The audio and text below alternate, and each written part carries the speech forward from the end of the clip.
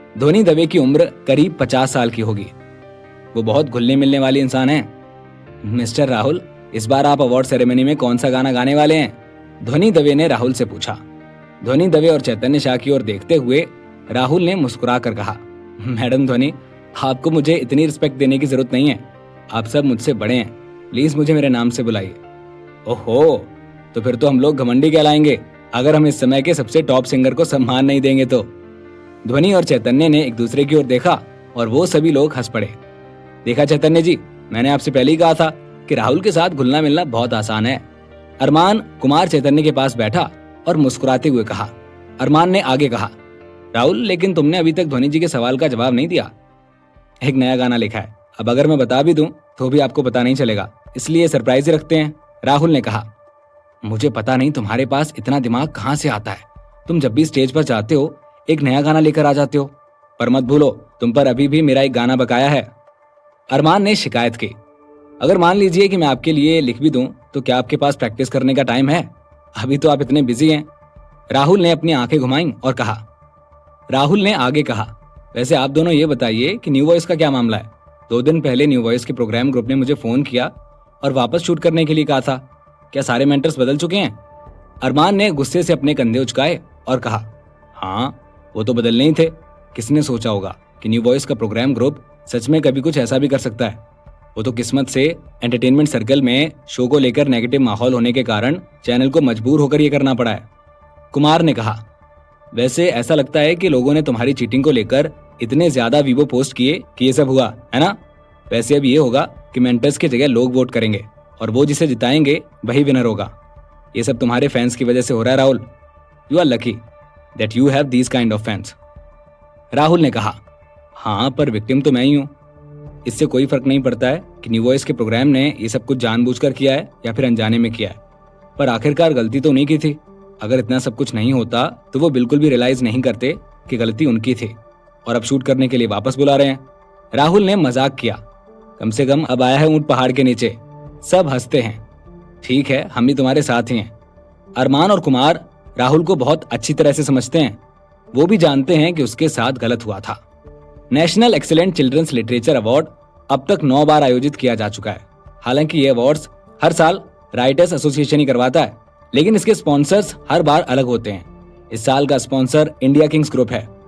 1988 में स्थापित India Kings group एक लिस्टेड ग्रुप है जो 4 बड़ी इंडस्ट्रीज पर फोकस करता है, कॉमर्स, कल्चर, नेटवर्क और फाइनेंस। स्पॉन्सर होने की वजह से इंडिया किंग्स ग्रुप के चेयरमैन आनंद मंगल भी अवार्ड सेरेमनी में शामिल होंगे। अवार्ड सेरेमनी को 3 चरणों में बांटा गया है। पहला चरण रेड कारपेट शो और सिग्नेचर सेरेमनी है। दूसरा चरण असिस्टेंट परफॉर्मेंस और अवार्ड्स हैं और तीसरा चरण है after award reception.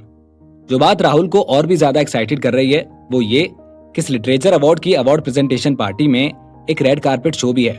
Box show का मतलब है कि इनवाइटेड गेस्ट और सारे स्टार्स सभी रेड कारपेट पर चलेंगे।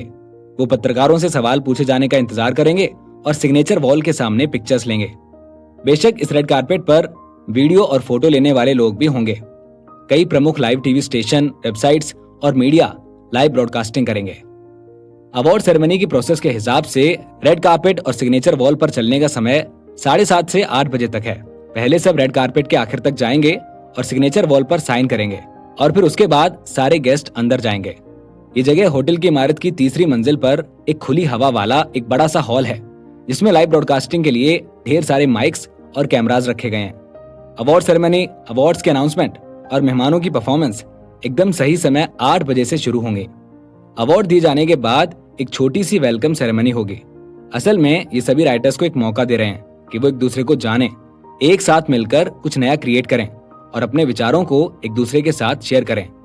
शाम 6:30 बजे से ही होटल की बिल्डिंग की 3री मंजिल के वेन्यू पर अवार्ड्स में पार्टिसिपेट करने वाले राइटर्स और स्टार्स एक के बाद एक करके पहुंचने लगे। इस अवार्ड शो में लगभग 200 आर्टिस्ट शामिल होंगे जिनमें राइटर्स, एक्टर्स, सिंगर्स और भी बहुत से लोग हैं। राइटर्स के सर्कल में बैठे सभी राइटर्स ने एक दूसरे से बातचीत की, जबकि परफॉर्म करने वाले एक्टर्स ने मेकअप करवाना शुरू कर दिया था। उनकी सुंदरता की तुलना राइटर्स के साथ नहीं की जा सकती थी। फिलहाल बिल्डिंग की 3री मंजिल के बाहर हॉल में एक लंबा लाल कालीन बिछा हुआ है जो 100 मीटर से भी ज्यादा लंबा है। रेड कारपेट के दोनों ओर सेफ्टी लाइन्स हैं। सेफ्टी लाइन्स के बाहर 3 इनर और आउटर फ्लोर हैं। वहां लगभग 300 से 400 पत्रकार होंगे। ये लोगों से भरा हुआ था। वहां भीड़ थी, हाथों में कैमरे और कैमरे के साथ लोग। रेड कारपेट पर भीड़ को कंट्रोल करने के लिए होटल का सिक्योरिटी डिपार्टमेंट शहर के बाकी डिपार्टमेंट्स के साथ मिलकर काम कर रहा है और लॉ एंड ऑर्डर मेंटेन करने के लिए होटल में कुछ पुलिस फोर्स भी तैनात है। जल्द ही 7:30 बज गए और रेड कारपेट पर चलने वाले पहले व्यक्ति थे इंडियन राइटर्स एसोसिएशन के डायरेक्टर मिस्टर कैलाश पंडित। मिस्टर कैलाश पंडित केवल भारत ही नहीं बल्कि दुनिया के भी सबसे फेमस राइटर्स में से एक हैं। उन्होंने कई किताबें पब्लिश की हैं जो कि दुनिया भर में खूब बिकी हैं। महेश कुमार के साथ साथ इन्हें भी founder of modern India literature के नाम से जाना जाता है। मिस्टर कैलाश पंडित लगभग 65 साल के लगते हैं। उन्होंने काले रंग का सूट पहना हुआ है। उनके काले सफेद बालों में बड़ी खूबसूरती से कंघी की गई है और उनका चेहरा मुस्कुराता हुआ नजर आ रहा है। वो बिल्कुल फिट एंड फाइन थे। जब कैलाश पंडित रेड कारपेट पर नजर आए तो रेड कारपेट के सिक्योरिटी लाइन के दोनों तरफ के पत्रकार एक्साइटेड हो गए। एक एक करके वो तेजी से डिजिटल कैमरे का शटर दबाने लगे। एक पल के लिए क्लिक एंड वाइप की आवाज बजती रही और सफेद फ्लैश ने लगभग सभी को अंधा कर दिया था। ऐसा लगता है कि मिस्टर कैलाश पंडित को इस तरह के माहौल की आदत हो गई है। जैसे जैसे वो आगे बढ़ते हैं वैसे वैसे वो दोनों तरफ के पत्रकारों की ओर मुस्कुराते हुए हाथ हिलाते हैं। रेड कार्पेट के सामने the 9th national excellent children's literature award ceremony के वाटरमार्क के साथ एक बड़ी सी व्हाइट सिग्नेचर वॉल है। उन्होंने स्टाफ से पेन लिया और दीवार पर अपने नाम के सिग्नेचर किए। मिस्टर कैलाश, अंदर जाने से पहले प्लीज थोड़ा सा वेट करें। जब कैलाश पंडित कुछ और पोज के साथ हॉल में एंट्री करने वाले थे तो एक फेमस चैनल के होस्ट ने मुस्कुराते हुए कैलाश पंडित को रोक दिया। कैलाश पंडित को पता था कि वो ये टाल नहीं सकते थे, इसीलिए वो रुक गए। मुस्कुराते हुए उस होस्ट ने जनता को उनका परिचय दिया और कहा, तो देवी और सज्जनों, ये हमारे मॉडर्न इंडिया लिटरेचर के फाउंडर में से एक हैं, हमारे अपने कैलाश पंडित जी। कैलाश पंडित और महेश कुमार लिटरेचर की दुनिया के लिए वही हैं जो रमन प्रसन्ना म्यूजिक की दुनिया के लिए हैं। भारत के कल्चरल और एंटरटेनमेंट सर्कल में सबसे बुजुर्ग होने के कारण कोई भी ऐसा नहीं है जो कैलाश पंडित को नहीं जानता है। मिस्टर कैलाश, मैंने सुना है कि इस बार national excellent children's literature award में कई बेहतर लेखक सामने आए हैं। आपकी इस बात पर क्या राय है? इतना कहकर उस होस्ट ने कैलाश पंडित को माइक सौंप दिया। कैलाश पंडित की आवाज थोड़ी कर्कश होने के साथ बहुत कोमल भी है। देखिए, सालों से हम भारत में ट्रेडिशनल और एंटरटेनमेंट चीजों को डेवलप किए जा रहे हैं। मुझे बहुत खुशी है कि हमारे पास भारत में बच्चों के लिटरेचर के इतने बेहतरीन राइटर्स हैं। अच्छा, आप हमारे इंडियन राइटर्स से क्या उम्मीद करते हैं और उन्हें क्या सुझाव देना चाहते हैं? होस्ट ने पूछना जारी रखा। कैलाश पंडित ने गंभीरता से कहा, देखिए, मैं उनसे बहुत उम्मीद रखता हूँ। आखिर बच्चों के राइटर्स पर बहुत जिम्मेदारी होती है। उन्हीं पर हमारे बच्चों का फ्यूचर डिपेंड करता है। हमारे बच्चों के संस्कार जो बचपन से लिखी कहानियों से बनते हैं वो फिर कभी नहीं बन पाते। और सलाह तो यही है कि पॉपुलैरिटी और पैसे के लिए कभी ना लिखें। आप जिस पर जोर देते हैं उस पर कायम रहें और ऐसे काम करें जो समाजवादी मूल्यों और पॉजिटिव एनर्जी लेकर आए। कैलाश पंडित ने अवार्ड सेरेमनी के वेन्यू में एंट्री ली और उसके बाद महेश कुमार ने एंट्री ली। उसके बाद किंग्स ग्रुप के चेयरमैन आनंद मंगल रेड कार्पेट पर तीसरे नंबर पर रहे। आनंद मंगल एक मिलिट्री बैकग्राउंड से आए थे। हालांकि वो एक सिंपल व्यक्ति हैं, पर उनकी आंखें चमकीली हैं। इसके अलावा एक इंटरनेशनल लिस्टेड ग्रुप के प्रेसिडेंट के रूप में वो हमेशा एक ऊंची पोजीशन पर रहे हैं और उनकी अपनी दबंग स्टाइल है जिससे उन्हें देखकर हर किसी की आंखें चमक उठती हैं। बिजनेस टाइकून की मौजूदगी कैलाश पंडित और महेश कुमार की मौजूदगी से भी ज्यादा इंटरेस्टिंग है। वेन्यू पर मीडिया के लोग एक के बाद एक आगे बढ़ने लगे। अगर होटल के सिक्योरिटी गार्ड्स के साथ ऑर्डर मेंटेन करने के लिए पुलिस फोर्स ना होती तो हो सकता था कि पत्रकारों के इस ग्रुप ने अब तक तो अंदर हड़कंप मचा दिया होता। सिग्नेचर वॉल के सामने आनंद मंगल का होस्ट ने परिचय दिया। तो ये है मिस्टर आनंद मंगल, किंग्स ग्रुप के चेयरमैन। सभी रिपोर्टर्स लंबे समय से आनंद मंगल की पिक्चर्स क्लिक कर रहे थे। और फिर चौथा है राहुल। लोगों के आने का ये क्रम स्पॉन्सर्स द्वारा तय किया गया था। राहुल को उसकी एंट्री इतनी जल्दी आने की उम्मीद नहीं थी। जब राहुल रेड कार्पेट के गलियारे में दिखाई दिया तो वहां मौजूद सभी पत्रकारों के कैमरे के लेंस राहुल की ओर घूम गए। राहुल भी एक अच्छे सेलिब्रिटी की तरह आगे बढ़ते वक्त कैमरा और लोगों को देखकर हाथ हिलाता हुआ आगे बढ़ने लगा। अरे राहुल, मुझे तो उम्मीद भी नहीं थी कि इस प्रोग्राम में राहुल को भी इनवाइट किया जाएगा। राहुल को देखकर उस होस्ट को भी बहुत अजीब लगा। क्या राहुल सच में अपनी असलियत सबको बता देगा? और अगर उसने बता दी तो सब लोग कैसे रिएक्ट करेंगे? क्या वो प्रोग्राम राहुल के लिए कोई नया मौका लेकर आएगा? इस कहानी में क्या होगा आगे, जानने के लिए सुनते रहिए सुपरस्टार पापा, सिर्फ पॉकेट एफएम पर। राहुल ने भी सिग्नेचर वॉल पर अपना ऑटोग्राफ दिया। जैसे ही वो अंदर जाने वाला था उस होस्ट ने राहुल को भी रोका। तो दोस्तों, आपको इनका इंट्रोडक्शन देने की तो कोई जरूरत नहीं है। ये इस वक्त भारत के सबसे फेमस सिंगर हैं, हमारे अपने राहुल। राहुल एक सिंगर के रूप में पूरे भारत में फेमस है। वो भारत में एक हाई प्रोफाइल सेलिब्रिटी के रूप में जाना जाने लगा है। उसे कई बार मीडिया के सामने आकर इंटरव्यू देना पड़ा है और इसीलिए यहाँ पर मौजूद सभी लोग उसे जानते हैं। वहाँ मौजूद सभी के सभी रिपोर्टर पागल हो चुके हैं। वो एक दूसरे को धक्का देने लगे हैं ताकि राहुल की फोटो ले सकें, जबकि वहाँ मौजूद सिक्योरिटी गार्ड भी उन्हें रोकने की कोशिश कर रहे हैं, पर फिर भी वो सेफ्टी लाइन को पार करके आगे बढ़ चुके हैं। ये तो राहुल है, हमें उम्मीद नहीं थी कि वो भी यहाँ पर आया होगा, एक रिपोर्टर ने दूसरे से कहा। अरे ऐसा कैसे हो सकता था भाई? दूसरे रिपोर्टर ने थोड़ा जोर से बोला, ये आज के जमाने का सबसे फेमस सिंगर है, इसे कोई कैसे नहीं बुलाता? इसे तो आना ही था। और सबसे बड़ी बात तो ये है कि इसके आते ही देखो हम लोग भी कैसे टूट पड़े हैं। मुझे तो लगता है कि परफॉर्म भी करेगा। चलो चलो बात करना बंद करो और जल्दी से फोटो ले लो। सारे पत्रकारों ने एक एक करके अपने शटर दबाए और राहुल जैसे फ्लैश लाइट से चमक उठाओ।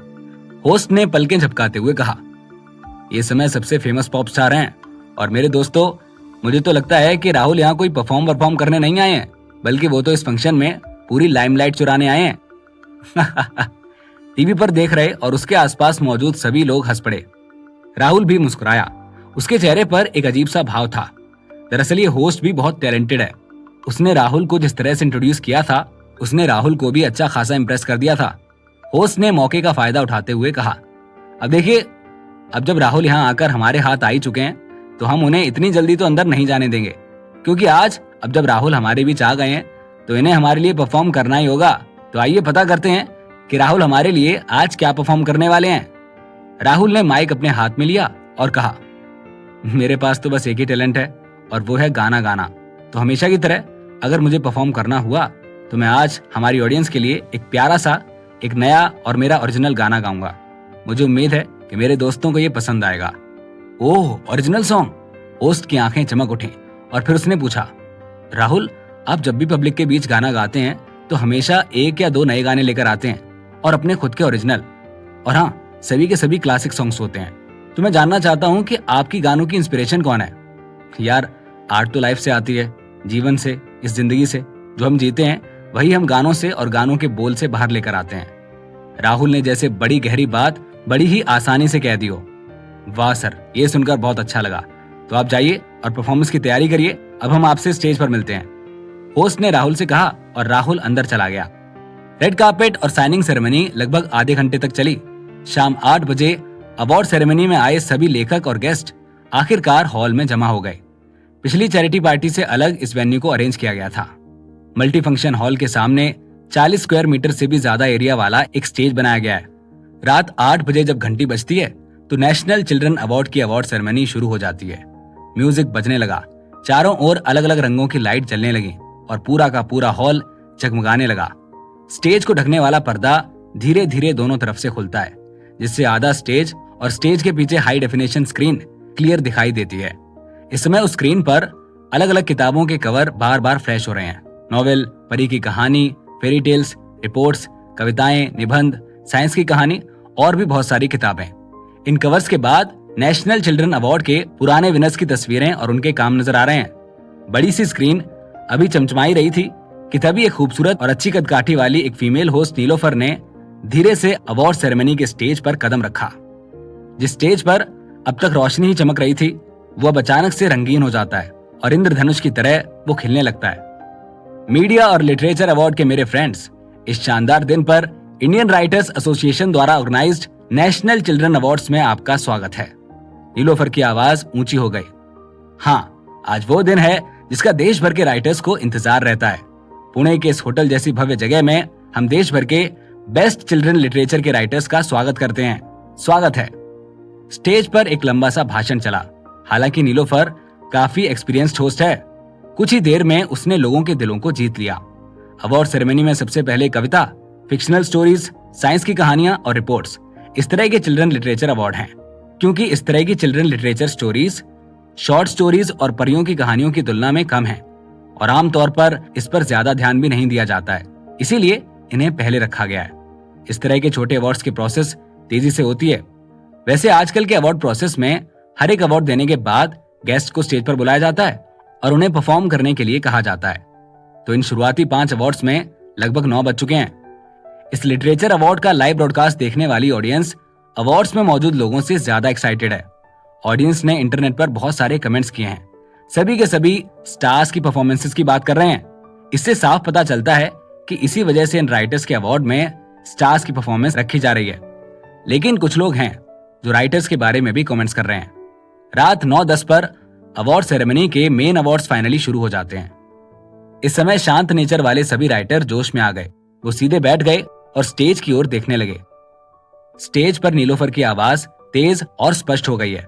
प्यारे दोस्तों, अब बारी है best short fairy tale writer की।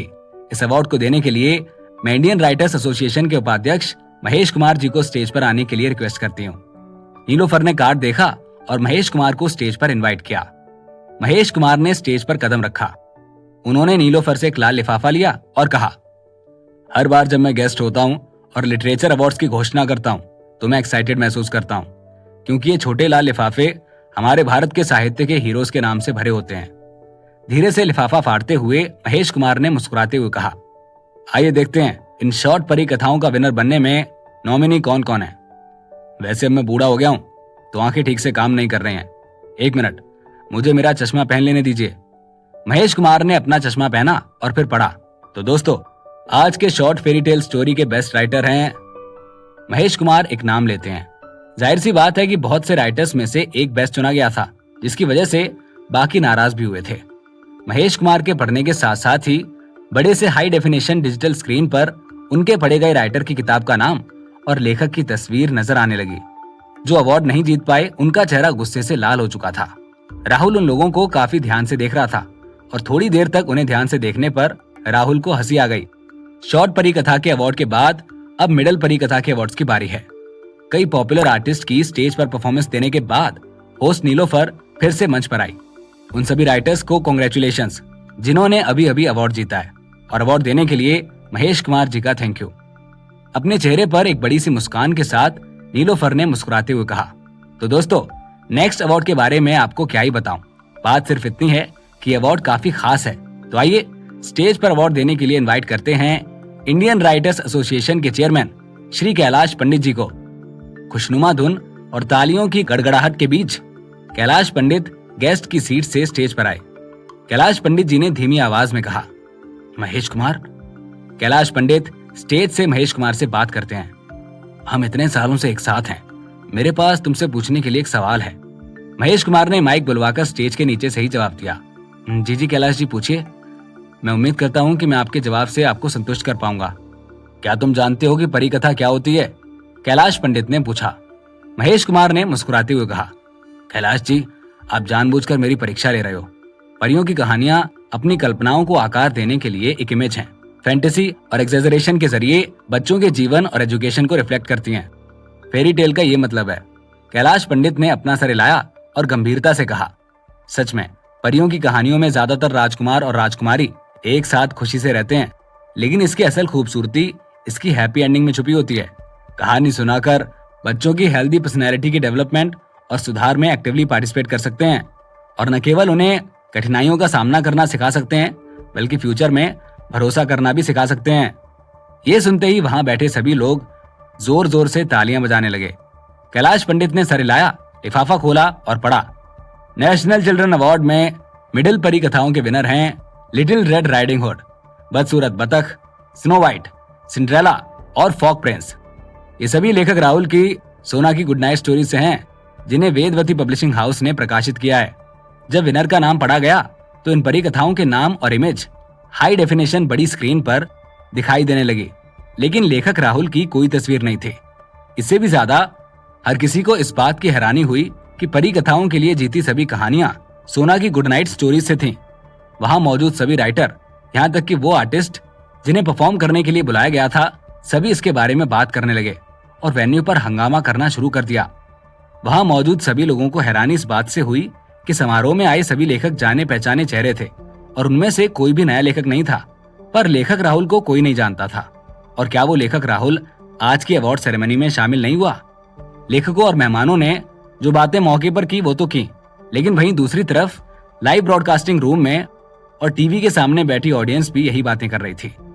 लेखक राहुल की परी की कहानियों का कलेक्शन देखकर वहां बैठी ऑडियंस ये अंदाजा लगाने लगी कि लेखक राहुल दिखता कैसे होगा, लेकिन उनमें से कोई भी श्योर नहीं था। राहुल मेहमानों की सीट पर बैठा उन सभी राइटर्स के एक्सप्रेशन को देख रहा है जहां तक अवार्ड जीतने की बात है तो लिस्ट की सारी कहानियां सोना की गुड नाइट स्टोरी से हैं। राहुल को भी सारी कहानियों से उम्मीद नहीं थी। वहां मौजूद सभी राइटर और गेस्ट या टीवी और लाइव ब्रॉडकास्टिंग रूम के सामने मौजूद ऑडियंस, वो सभी लेखक राहुल को देखने के लिए एक्साइटेड थे। वो इस बात से एक्साइटेड नहीं है कि लेखक राहुल के किन कामों को लिस्ट में शामिल किया गया है, बल्कि वो इस बात के लिए एक्साइटेड हैं कि आखिर लेखक राहुल दिखता कैसा है। हर कोई सीधे मंच की ओर देख रहा है और लेखक राहुल के मंच पर आने का इंतजार कर रहा है। वैसे जैसे ही कैलाश पंडित ने बोलना बंद किया था, पूरी अवार्ड सेरेमनी तालियों से गूंजने लगी थी। जब से नेशनल चिल्ड्रन अवार्ड्स का आयोजन होना शुरू हुआ है, तब से ऐसा माहौल देखने को कभी नहीं मिला। पहली बार इतनी सारी कहानियों को एक साथ अवार्ड दिया गया है। ये एक मिसाल है। हर कोई धीरे धीरे से अवार्ड विनिंग रिजल्ट के बारे में बात कर रहा है। वो अब भी थोड़ा हैरान है। सिलेक्ट किए गए सभी कामों ने अवार्ड जीते हैं। अब उन राइटर्स का दुखी होने से क्या फायदा जिन्हें शॉर्टलिस्ट भी नहीं किया गया है। वहां बैठे सब लोग तालियां बजाने लगे और लेखक राहुल का गुणगान करने लगे। तभी महेश कुमार स्टेज पर गए और बोले, तो आइए इन कामों के विजेता लेखक राहुल को अवार्ड लेने के लिए स्टेज पर बुलाते हैं। पूरा हॉल एक पल के लिए शांत हो गया। तभी हॉल की रोशनी थोड़ी सी हल्की हुई और एक स्पॉटलाइट पूरे हॉल में घूमने लगी। वहां मौजूद सभी लोगों ने एक साथ अपना सर घुमाया और चमकती हुई उस स्पॉटलाइट को फॉलो किया, जो तेजी से हॉल के बीचों बीच चली गई। अचानक स्पॉटलाइट रुक गई और स्टेज की अगली लाइन में गलियारे के पास चली गई। वहां राहुल बैठा था। स्पॉटलाइट उस पर आकर रुक गई। तो आखिरकार ये क्या हुआ? क्या राहुल सच में अपनी असलियत सबको बताने वाला है? और सब लोग ये असलियत जानकर कैसे रिएक्ट करेंगे? क्या लोग सिंगर राहुल को एक्सेप्ट करेंगे? इस कहानी में क्या होगा आगे, जानने के लिए सुनते रहिए सुपरस्टार पापा, सिर्फ पॉकेट एफएम पर।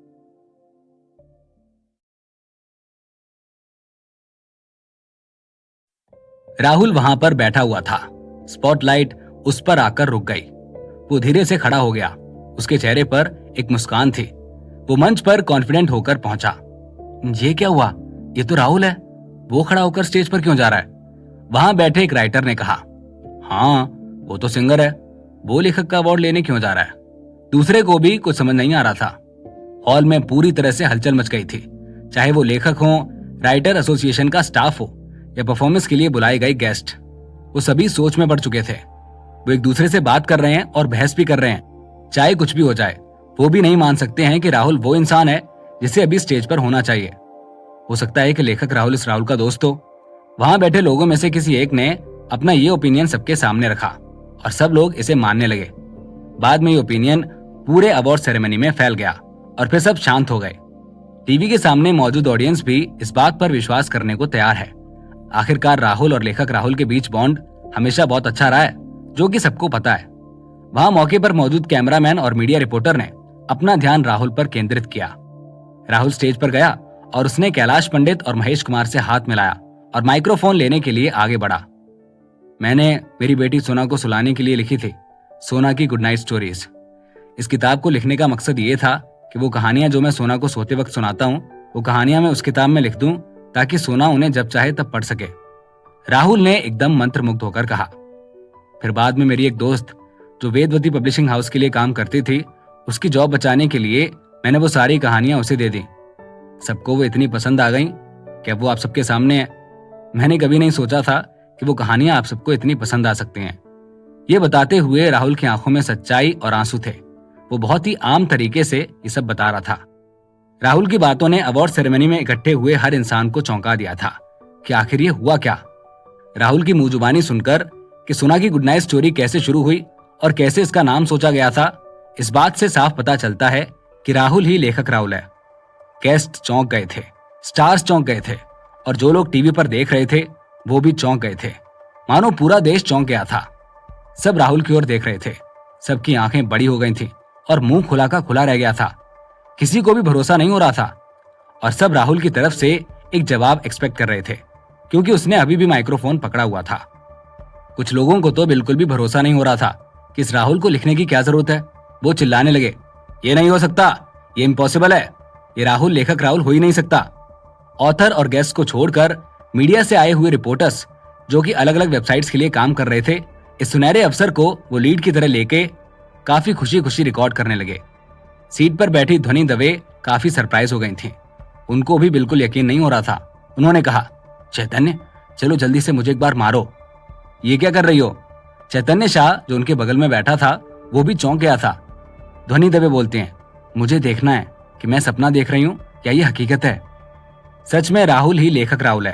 राइटर्स, गेस्ट, ऑडियंस सबको लगा था कि लेखक राहुल कोई उभरता हुआ नया लेखक है, पर जैसा उन्होंने सोचा था वैसा ना होने पर वो अपनी आंखों पर भरोसा नहीं कर पाए। किसने कहा कि आप ऑलराउंडर नहीं हो सकते?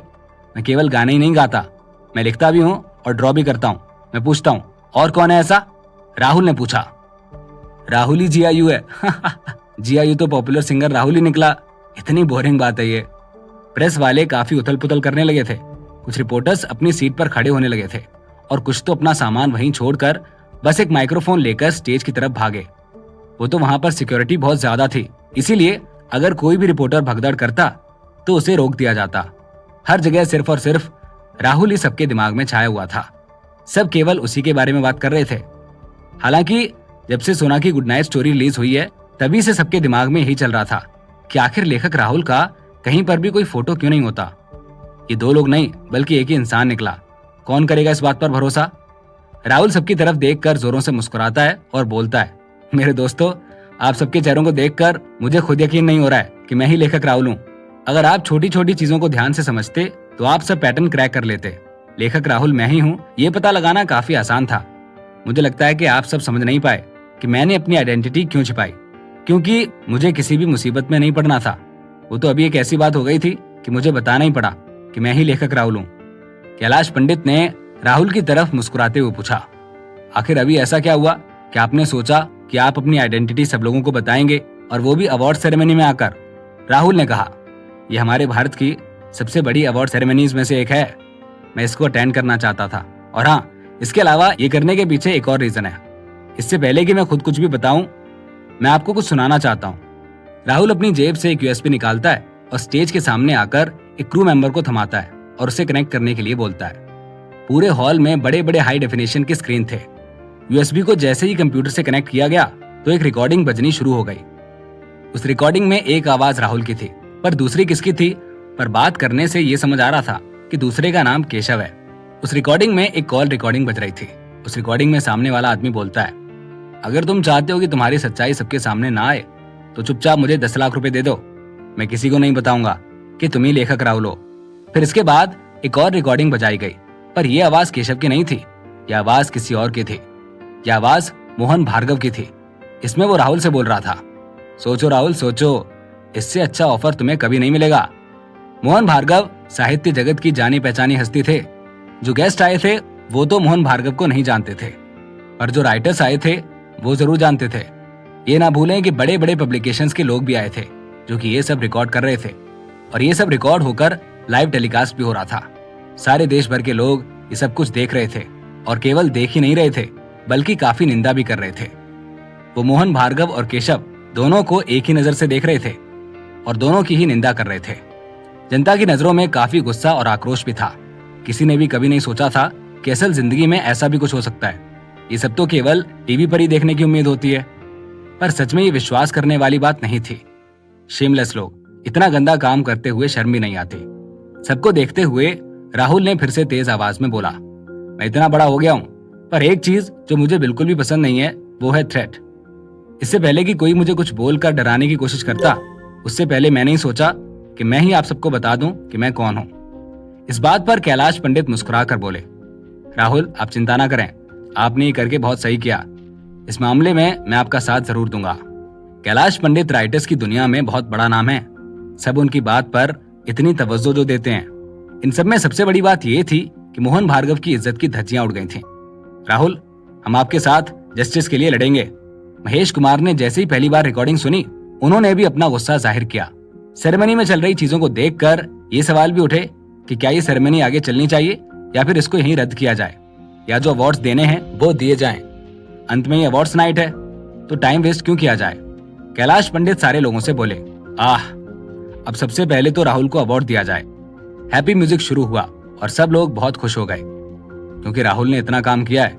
इसीलिए उनको सम्मानित करने के लिए हमने ये कप बनाया, जिसमें माइक्रो कार्विंग टेक्नोलॉजी से पूरा राहुल का काम कार्व किया गया है। कैलाश पंडित जी ने वो गोल्डन ट्रॉफी राहुल को थमाई और बोला, मुझे उम्मीद है कि आप आगे भी ऐसे ही अच्छा काम करते रहेंगे और हमारे देश का नाम रोशन करते रहेंगे। वैसे तो अवार्ड शोज में सबको नॉर्मल गोल्ड अवार्ड देते हैं, पर इस बार क्योंकि राहुल को national excellent children's literature award दिया गया है, इसीलिए यह अवार्ड भी काफी स्पेशल था। थैंक यू, मैं ऐसा ही करूंगा। राहुल ने वो अवार्ड लिया और मुस्कुराते हुए हाथ मिलाया। सब लोग बहुत जोर से तालियां बजाने लगे और राहुल का नाम चिल्लाने लगे। अवार्ड मिलने के बाद तीनों स्टेज से उतरने ही लगे थे कि होस्ट नीलोफर ने राहुल को रोका। उसने बाकी 2 लोगों को तो जाने दिया, पर राहुल को बोला, राहुल, आज आपने अवार्ड जीता है और आप ऐसे ही इतनी आसानी से स्टेज से उतर जाएंगे? जिस पर राहुल बोलता है, आप क्या चाहती हैं कि मैं क्या करूं? नीलोफर बोलती है, अगर आप यहाँ हैं ही तो एक गाना तो बनता है, और ये मैं नहीं बल्कि गेस्ट बोल रहे हैं, है ना audience? Yes yes, come on Rahul. सब लोग अपनी सीट से चिल्लाने लग गए। राहुल हंसा और बोला, मैं जानता था कि ऐसा ही होगा। नीलोफर बोली, अब आपको अपना ट्रेडिशन चालू रखना होगा। हर बार की तरह इस बार भी आपको नया गाना गाना होगा, कोई पुराना गाना नहीं। राहुल ने बोला, आप तो दुविधा में डाल रही हैं। अरे ये मैं नहीं, ये जनता है जो ये चाहती है। नीलोफर इंसिस्ट करती है। राहुल आखिर में मान ही जाता है और आगे आकर माइक हाथ में लेता है और गाना शुरू करता है। जैसे ही राहुल गाना गाना शुरू करता है, सब एकदम से मदहोश हो जाते हैं। सब उसके गाने में इतना खो गए थे कि वो सब भूल गए थे कि वो कहां पर हैं। उस वक्त एक एक शख्स जो ये गाना सुन रहा था, वो एकदम सोच में पड़ गया था। चाहे वो रिकॉर्डर थे, ऑडियंस थी, गेस्ट थे, राइटर्स थे, या फिर अपनी टीवी के सामने बैठे हुए लोग, सब उन लिरिक्स में खो से गए थे। वो लिरिक्स दिल को इतना छू जाने वाले थे कि सब उस समय में पहुंच गए थे जब जब उन्होंने अपनी जिंदगी में तकलीफों का सामना किया, जब जब उन्होंने अपनी जिंदगी में परेशानियां झेली और अपनी जिंदगी के सबसे बुरे स्तर पर पहुंचे थे, और उस समय में कैसे उन्होंने जिंदगी से लड़कर जिंदगी को जीता। सबकी आंखें भर आई थीं और दिल भारी हो गया था। सब इस वक्त का हिस्सा बन गए थे और राहुल से और भी ज्यादा प्यार में पड़ गए थे। इन सब चीजों पर यकीन कर पाना काफी मुश्किल था, पर यह सब सच में हो रहा था। हर जगह केवल राहुल की बातें हो रही थीं। वो गाना एक जर्नी की तरह लग रहा था, एक जर्नी जो कि सबने तय की है, जिसको सबने अपनी जिंदगी में एक बार जिया है। राहुल की लिरिक्स उसकी जिंदगी की जर्नी बता रहे थे, जो कि काफी दिल को छूने वाली बात थी। राहुल का दिल कितना साफ और कितना अच्छा है, वो इस गाने को सुनकर ही समझ आ रहा था। राहुल को शायद जो लोग अभी तक लेखक राहुल की तरह एक्सेप्ट नहीं कर पा रहे थे, शायद अब इस गाने के बाद ये लोग उसे एक्सेप्ट कर सकते थे। सबका प्यार राहुल के लिए बढ़ गया था, और इस बार प्यार के साथ साथ इज्जत भी। राहुल ने इस गाने से सभी का दिल छू लिया था और सबकी आंखें नम कर दी थीं और सभी को बहुत ही ज्यादा खुश कर दिया था। ऐसा हर किसी के साथ और हर किसी के लिए होना मुमकिन नहीं है। ये जरूर और जरूर राहुल का टैलेंट और साफ दिली है, जो एक समय में इतने सारे लोगों के मन में बस जाता है और बस गया है। अब किसी को भी ध्यान नहीं रहा था कि ये कोई कॉन्सर्ट नहीं बल्कि एक अवार्ड शो है, क्योंकि ना किसी ने गाना रोका और ना ही वो गाना रुका। ये गाना भी कभी ना खत्म होने वाली जर्नी की तरह बस चलता रहा और चलता रहा। क्या राहुल को लोग उसकी सच्चाई सामने आने के बाद भी प्यार करेंगे? क्या राहुल उन दोनों ब्लैकमेलर्स के खिलाफ कुछ और भी एक्शन लेगा? क्या लोग इस लेखक राहुल को अब एक्सेप्ट कर पाएंगे? इस कहानी में क्या होगा आगे, जानने के लिए सुनते रहिए सुपरस्टार पापा, सिर्फ पॉकेट एफएम पर। गाने का कोरस पार्ट खत्म हो चुका था